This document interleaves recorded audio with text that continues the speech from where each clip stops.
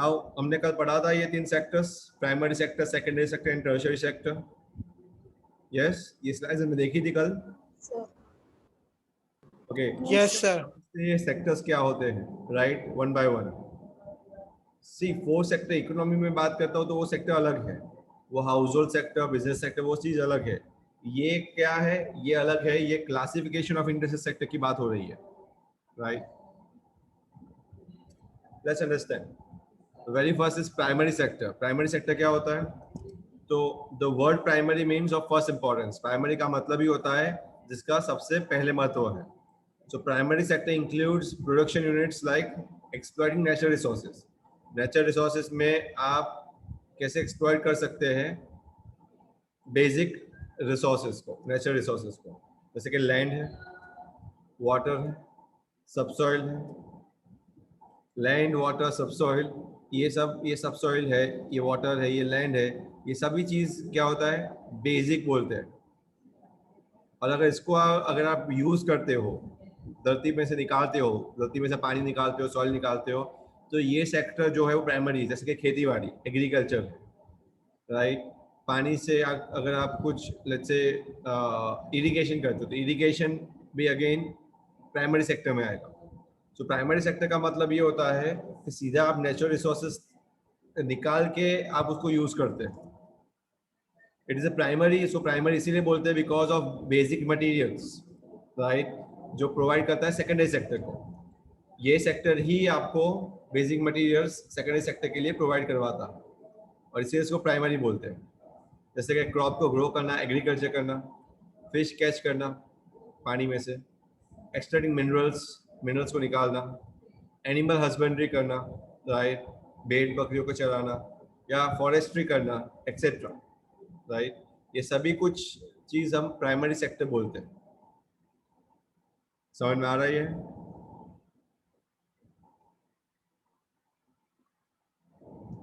Yes sir. पक्का? मैं पूछूंगा तो आना चाहिए, but fine. Next is secondary sector. Secondary sector क्या होता है? It is called secondary. इसको सेकेंडरी से बोला गया है because it is dependent on primary for raw materials. ये सेक्टर प्राइमरी के ऊपर डिपेंडेंट है रॉ मटेरियल्स के लिए, यानी सेकेंडरी सेक्टर में जो भी कुछ बनता है वो प्राइमरी से आता है, उसके रॉ मटेरियल्स प्राइमरी से आते हैं। The secondary sector includes production units which are engaged in transforming one good into another good, जैसे कि manufacturing activity, right. These units convert raw materials into finished goods, जैसे कि factories, construction, power generation, water supply, ये सब क्या बोलते हैं हम? ये सभी सेक्टर्स को सेकेंडरी सेक्टर बोलते हैं, राइट। क्योंकि हर एक चीज यहाँ पे जो आती है वो उसके रॉ मटेरियल्स कहाँ से आते हैं? Primary sectors.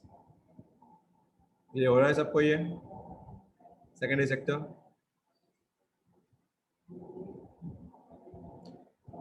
यस बेटा।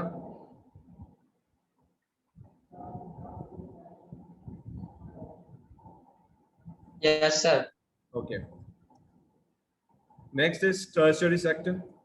टर्शियरी सेक्टर यानी प्राइमरी, सेकेंडरी और बाद में थर्ड पार्ट आता है टर्शियरी सेक्टर। टर्शियरी सेक्टर यानी service sector.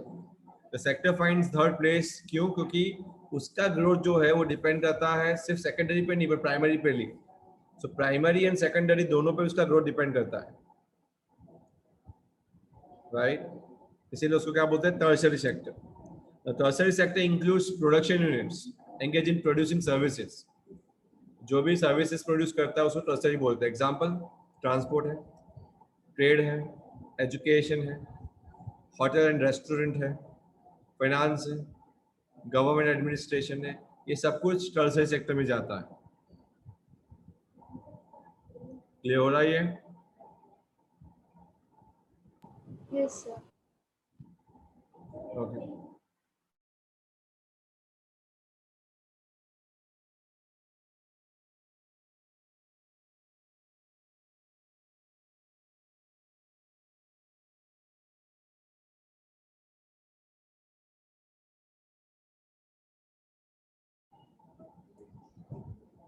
fine, let's move ahead.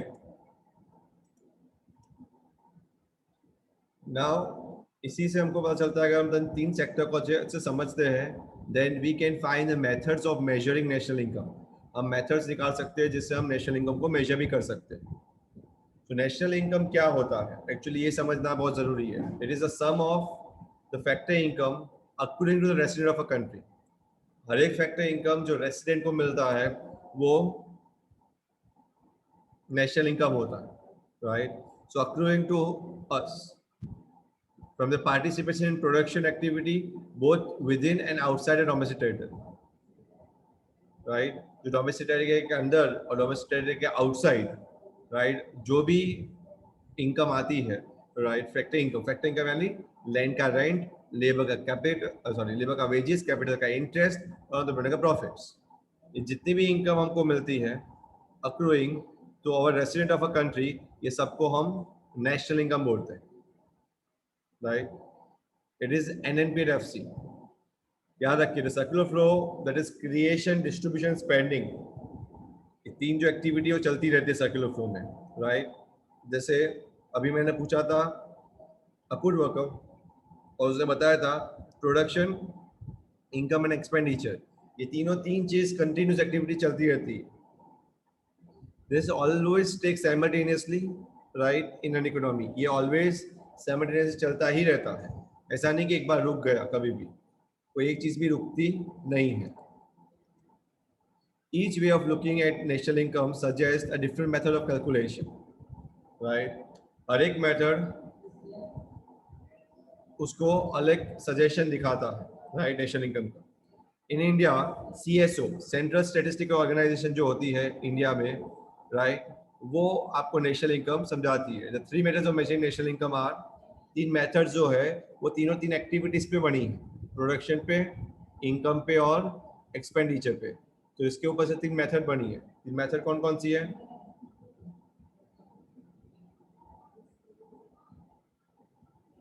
देखते हैं। प्रोडक्शन पे पहली मेथड होगी, सॉरी इनकम पे पहली मेथड होगी इनकम मेथड, सेकंड होगी वैल्यू मेथड या प्रोडक्शन मेथड, राइट, और तीसरी होगी expenditure method, that is expenditure.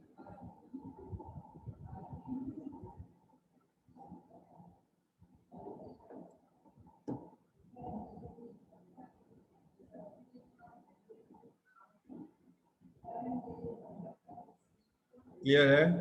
Clear?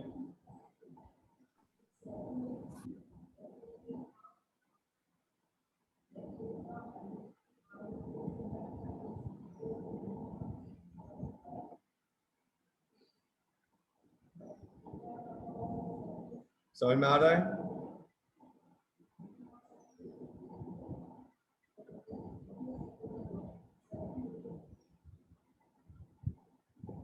Yes, sir. Okay. The three methods give the three different angles of looking at the income based on different types of data, right? ये तीन methods तीन angle देती है आपको, ये की income flow को अलग अलग डेटा से कनेक्ट करने के लिए। यानी तीनों मेथड से अगर आंसर्स अगर हम देखेंगे तो सही सेम ही आने वाला है, आंसर्स चेंज नहीं होने वाले।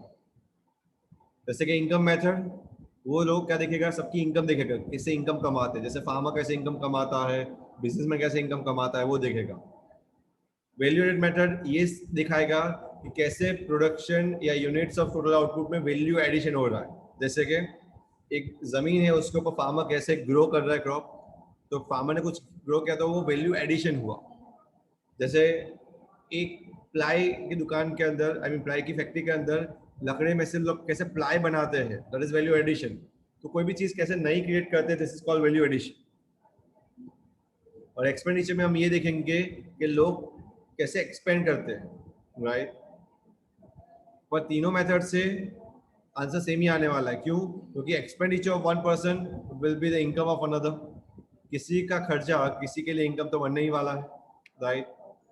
और वो जो इनकम बनेगा वो इनकम और कुछ नहीं है, पर वो प्रोडक्शन होता है, और प्रोडक्शन होने से ही तो खर्चा होता है, और खर्चा होने से वापस इनकम होता है। सो क्योंकि ये सर्कुलर फ्लो है, ये चीज चलती रहेगी, right. Expenditure, income and production, expenditure, income and production, ये चलता रहेगा। समझ में आ रहा है? इसीलिए आप कोई भी पहलू से देखें, कोई भी नजरिए से अगर आप ये मेथड से फाइंड करें, आपको आंसर सेम ही आने वाला है, राइट? इनकम मेथड से भी नेशनल इनकम वही आएगी, वैल्यू एडेड से भी वही आएगी, और एक्सपेंडिचर मेथड से भी वही आएगी। अभी मेथड है, पर मेथड में आज नहीं करवाने वाला, मेथड में कल से स्टार्ट करूंगा, पर कल से भी नहीं,